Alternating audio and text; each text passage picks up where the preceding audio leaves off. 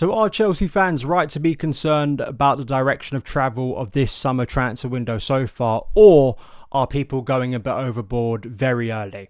That's going to be the focus of today's show because I think it's the right time to do it, and we're going to delve into a lot of the stories and reports and all of that and some of the reactions in recent days because I think it is relevant. I'm Daniel Chels. If you're new around here, please like, subscribe. We're obviously focusing now on the Club World Cup from a Chelsea perspective. And if you haven't already, I know many of you did, and thanks for checking out yesterday's show. We spoke in depth about the Club World Cup squad, the players that are actually going to America. So please check out that if you haven't already. In today's show, we're going to be speaking about some of the players, obviously, who are not going to the Club World Cup, one in particular, and the rest of Chelsea's transfer business. And really the question I want to ask you that you can let me know in the comments is how you're feeling from a Chelsea point of view. Because there are concerns, I think valid concerns, and some of those that we're going to get into in today's show. But I also think a bit of nuance and perspective, and also just the reality of where we sit currently in mid-June, effectively, and it's just silly to completely rule out the transfer window when it hasn't really got going. It's been weird this year because, of course, you have these early deadlines with the Club World Cup. It reopens properly on Monday, which makes the whole farce of the deadline day and the drama on Tuesday feeling a little bit nonsensical because, listen, it opens again literally on Monday. So we're not waiting around that long. And clubs are still clearly doing business, or at least putting things in place between now and then anyway. So it's a bit of a sham. But it'd be silly of me, despite being hypercritical of the sporting directors, and I do have valid concerns, and I also was very critical of last summer, which I do think was one of the worst transfer windows from a Chelsea perspective I have ever seen. All that being said, all that evidence and previous concern, we can't sit here and firmly write off a whole transfer window in early June. That's something that we're going to have to reflect on in full. And we can assess as the window goes on, but mainly in full once we get to that deadline in September, which is a long way away now. Knowing how things go, it will come around very quickly, but it is still a ways away. But I want to focus on a couple of things here. Djordje Petrovic, the whole situation regarding that and his future or lack of future at Chelsea.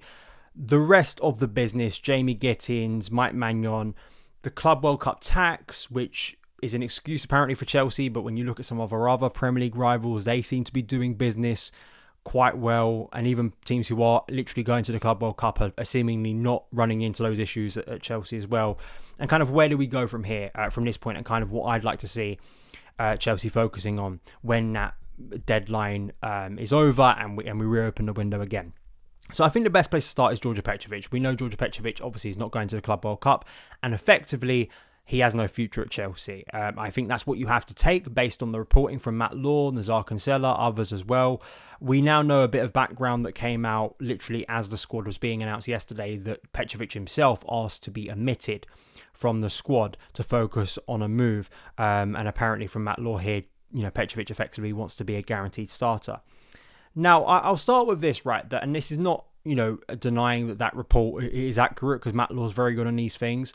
But I think it's very simplistic to kind of just take that report and then come to the conclusion, as I know people do, that Petrovic isn't a serious player and he doesn't want to compete and he's running away from competition. I just don't think that's telling the whole story of Petrovic. Also based on what's happened to him at Chelsea, but just professional footballers, elite athletes, the people that have got to this level have had to be ultra competitive going from the earliest ages to the academy. When Petrovic signed for Chelsea in the summer of 23, it was for a very low fee, wasn't it? And he was clearly second choice, and then he fought his way kind of by circumstance and by a bit of fortune. I think Sanchez got injured, if I remember rightly, but he made himself and established himself into a first choice. He had to overcome adversity last summer when he was effectively thrown into the bomb squad, given no opportunities to even show his talent under Enzo Maresca. And then at the end of the window, they quickly sought out a loan to Strasbourg, and he re-establishes himself again, and he becomes one of Europe's best performing goalkeepers. I mean, the numbers just back that up. This was pointed out by several people, user 08837, which is the most really anonymous name on Twitter, but he, this account very much puts it up in bold lights here over how well. And I know some of you in my comments have talked about this. Petrovic versus top 5 league goalkeepers, first for touches, first for passes, first for passes completed, short passes first for short passes completed, and second for prevented goals. Literally the most informed goalkeeper in Europe. He has performed to a high level, and the mixed messages that have come out of Chelsea is they're either really happy with their goalkeeping department or they're not. The chase and amateur chase for Maignan, which could still continue this summer, makes it clear that they're not content with the goalkeeper situation. But the idea that Petrovic is not even, clearly, I don't think he gets to this position where he's looking for a move elsewhere if it isn't indicated to him or he isn't treated in a way that makes him think, I can't deal with this much longer. I'm going to go and make a move for myself. I just personally think that you can have this opinion, but I just disagree with the idea that he just doesn't want to compete. I just don't buy that. I just don't buy a player of his level with what he could have achieved at Chelsea of being the number one, when I think he should have been the number one over Robert Sanchez last season. I just don't think that paints an accurate picture. And what it does is it creates the scenario and the potential fear that we walk into another season where Robert Sanchez is Chelsea's first choice. Now, Robert Sanchez ended the season positively, but I can't sit here and honestly tell you that I'm overly confident of him being first choice once again, because I haven't seen mountains of evidence that Robert Sanchez will not just revert to type, or there isn't opportunities in the market to improve on him. Rather, either be that internally with giving Djordje Petrovic a chance after he had a very strong season, coupled with what he did last season at Stamford Bridge under Pochettino. And then also, of course, the opportunity to sign Maignan, who walks into our starting 11.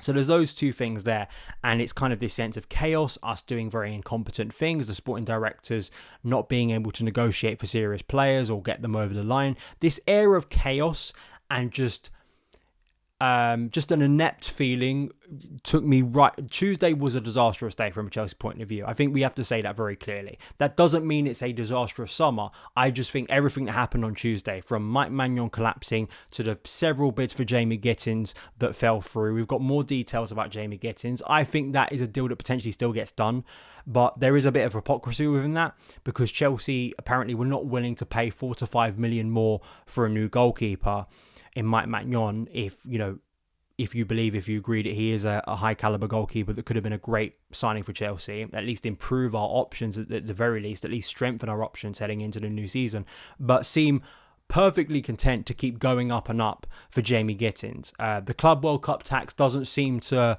hurt them then in negotiations, but still unable to get a deal done for a player like Maignan, who clearly wants to join Chelsea, unable to get either of those deals done. And then we have the Petrovic news, which kind of conflicts with the Maignan news, which is like, well, surely you were going to keep Petrovic logically and give him a chance, and that could be something that I think a lot of us would back and say, right, it's disappointing we don't get Maignan, but I'm excited to see Djordje Petrovic be given a chance at Chelsea and see if he could develop into a good goalkeeper and become our first choice. We don't have that now. He's going to be moving on. So where does that leave the goalkeeping department? Will Mike Penders be a first choice or kind of a serious option for Chelsea? Or, as we kind of suspect, is going to be shipped out on loan once again? So there's that kind of chaos. You've got the Gittens chaos. I want to go into some of the reactions and some of I think the reason takes and criticism.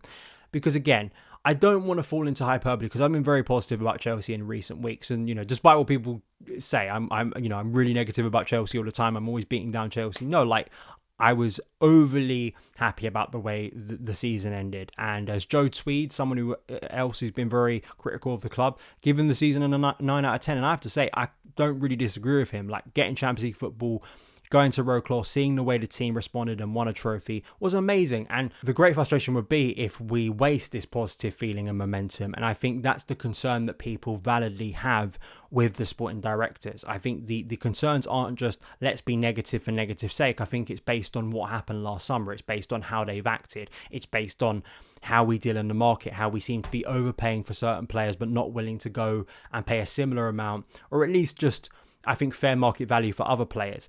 The Club World Cup tax, I think, is very much undermined by what Man City are doing. A Premier League competitor, a team that Chelsea should be aiming to compete with for the Premier League title next year. You look at what they've done so far. Ryan Out-Nouri, Ryan Cherki, I know a player that many Chelsea fans hoped we may have been able to sign. And of course, the biggest of them all, Marcus Bettinelli from Chelsea as well. Atletico Madrid have signed Theo Hernandez from AC Milan.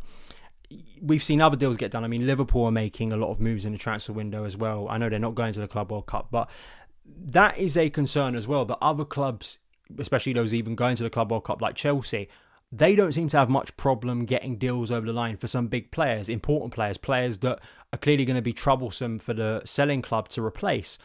But in the case of Chelsea, that doesn't seem to be the same situation, and we hear the briefing, the kind of nonsense briefing about tax, about how it's unfair, about how maybe clubs aren't acting in the right way with us. I just don't really think that adds up. I think what it leads many people to believe, rightly, is maybe we just don't have great negotiators. For all the many criticisms you could have about her, Marina Granovskaya, when it came to big Chelsea deals, and I'm not saying the transfers always worked out when they got to Chelsea, but in terms of getting deals over the line, she was one of the best and known as one of the best in the business.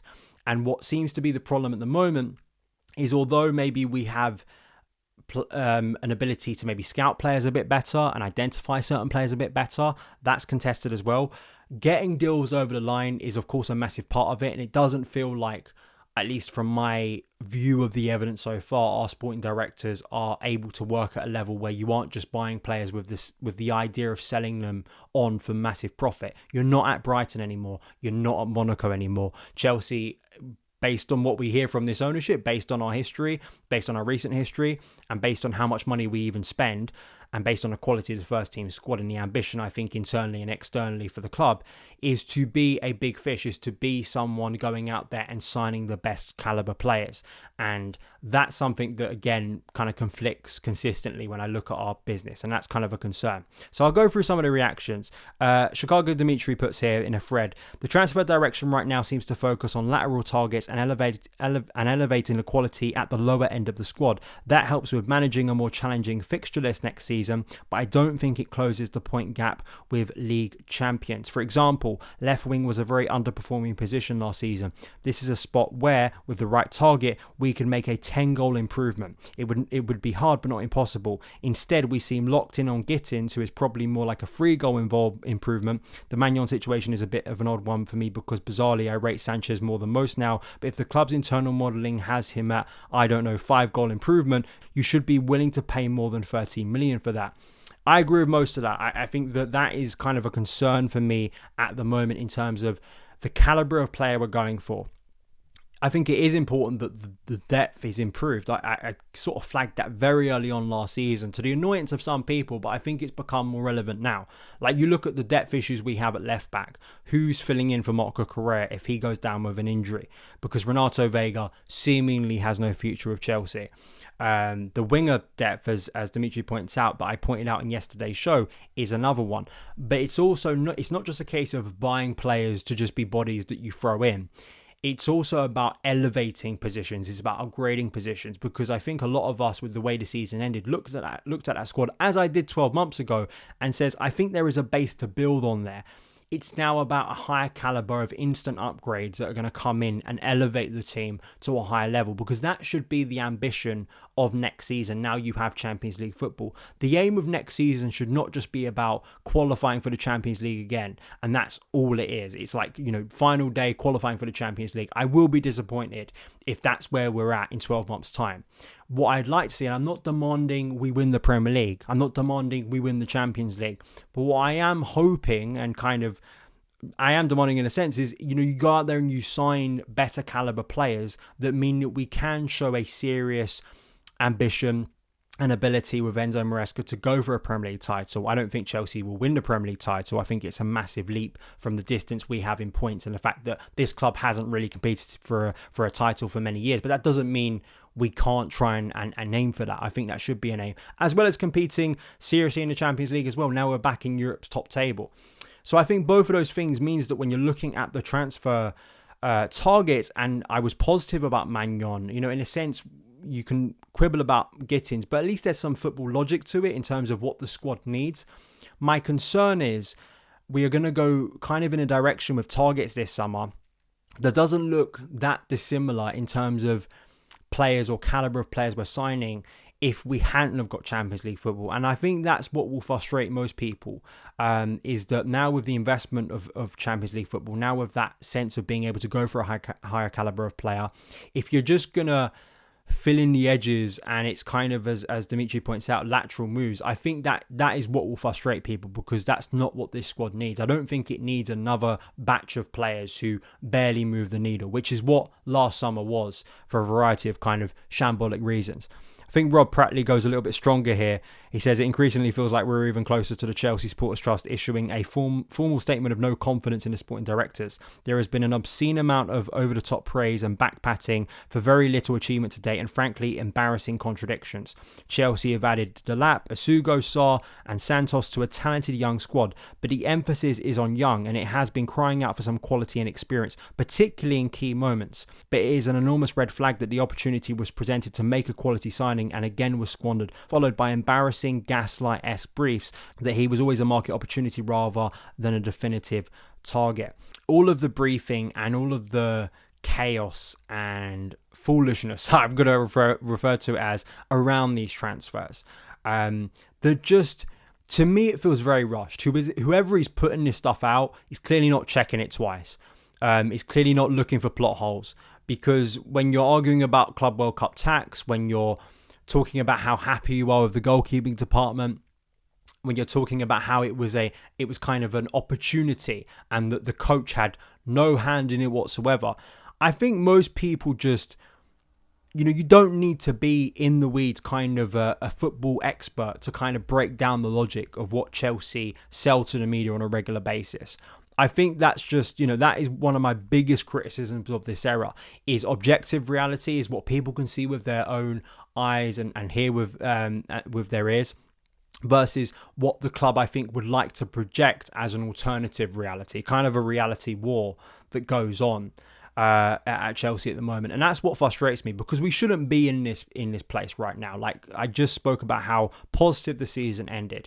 Maresca, clearly, I don't think it's too far of a stretch to assume he wants a higher caliber of player. He would like to walk into the season with maybe a bit more experience, a bit more quality, to be able to take his team to the next level. They've built on something. He got Champions League football. He's earned himself a second season, and his players have as well performed under pressure. That is the next step. And I think that people, it's having two things in mind, that saying that it's not that we go out there and splash all of our money on 28-year-olds plus, or a signing can only be serious and only be productive if it is for a caliber of player over that certain age, or for a certain price. Like, Chelsea have made good and shrewd signings. I think Delap for 30 million could prove to be one of our best deals of the summer. And I'm not going to completely write off Jamie Gittens. I think my frustration with Gittens is it's another ex-City Academy link that we're prepared to go above and beyond for.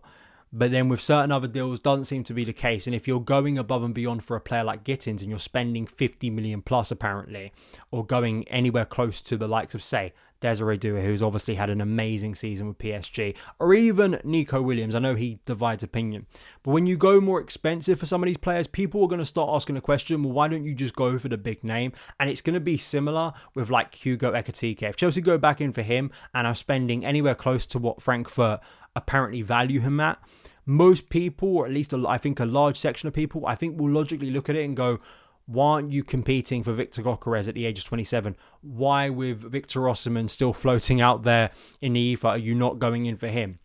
Because I think just, logically people will ask, well, this is not a strategy to buy young players who are kind of at a lower price but higher value. You're spending as much as you would for kind of a ready-made thing. And especially in the case of Maignan, that's not a ridiculous fee they're asking for. So I hope I've made some sense in today's podcast. I kind of just wanted to reflect on everything. It's not panic stations. It shouldn't be panic stations. But I don't, just from my own perspective on this, and I think where a lot of people see it, I think based on where the sporting directors have been from a productivity and kind of their ability to act shrewdly in the market and to get big deals over the line, I don't think you can have a go at people for having some concern, because Tuesday felt like a very summer 2024 day, and the chaos of the briefs that came out and some of the back and forth and contradictions within a couple of hours, that's what irritates people. I think that's what puts people's backs up at a time when, as I keep saying, there should be more positivity. I would like to see Chelsea go in there, sign Maignan, Get that deal over the line. I don't think it's a ridiculous valuation for the expense of 4 to 5 million if you're going to let Petrovic go, which I don't agree with. But if you're going to let him go, I think you should be going out there and signing a goalkeeper, not name James Trafford for 30 million. If they go in for James Trafford for 30 million because he has a Man City link, but you're unwilling to go 4 to 5 million higher for Maignan, it's just absurd, and it feels very 2024. In 2025, what I want to see from Chelsea is precise, shrewd, but surgical and also ambitious moves. To be a high caliber team, as we're seeing with Liverpool right now, as we've seen with Man United, as we've seen with Chelsea in the past, at times, resale value to go to a high level should not be always the top of the list when going in for big players, because you're going to have to invest in your current squad. You're going to have to keep investing. You can't stand still. And if Chelsea want to be ambitious, I think that's the big crux of the problem for me. What do Chelsea sporting directors actually view Chelsea to be? Are we a club going for the highest caliber players to compete seriously at the higher echelons of not only the Premier League, compete for a Premier League title consistently, but also compete in the latter stages of the Champions League? Are we that caliber of club? Or are we a club that is where they've been before, Monaco, Brighton, even a Borussia Dortmund, a Sevilla, a team that can do good things, can compete every now and then, but is kind of content to lose their best players? I don't think Chelsea should be acting in the latter way. They should be acting much more like the former. And I think by the way they've gone with Mike Maignan makes me think that they kind of would like to dip their toes into that, but not prepared to go the full way. Obviously, starting to turn our attention to the Club World Cup. Please do give me your thoughts on everything I discussed today in the comments below, and I will see you again very, very soon. All the best.